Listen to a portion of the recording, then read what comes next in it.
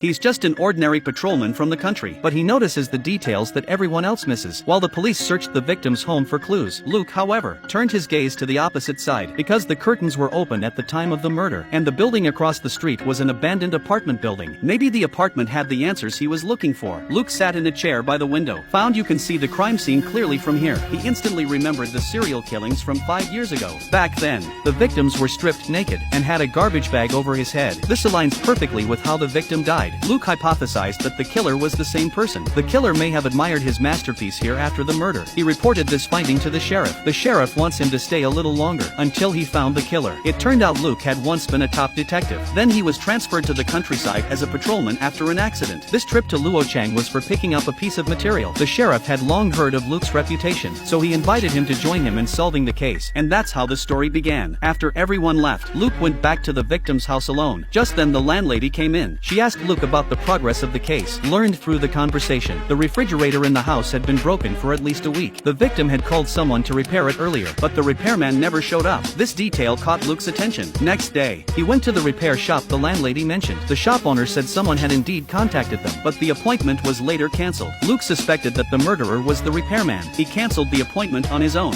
then entered the girl's house to commit the crime. On his way out, Luke took a list of employees. Little did he know a man with long hair was staring at him intensely. Later that night, the police found a woman's body by the river. 2 murders in a few days. It was a real headache for the sheriff. Moreover, the victim's body had been dumped in the river and fished out. There were hardly any clues at the scene. Luke handed the employee list to the sheriff, asking him to help investigate it. The next day, the sheriff gave him the investigation result. A long-haired male repairman had a criminal record. Maybe he could be a breakthrough. Luke followed the clues to the long-haired guy's house, and just happened to see the guy come out to take out the trash. He took it back immediately. You know, a person's secret could be hidden in the trash. Luke found an uneaten slice of pizza. He immediately sent it to the forensic examiner for identification, and the victim had been bitten by the killer, and by comparing the bite marks on her face, they found the two were highly similar. Although this couldn't be used as valid evidence, it deepened the long-haired man's suspicion, so they brought the long-haired man back to the police station, planning to interrogate him thoroughly.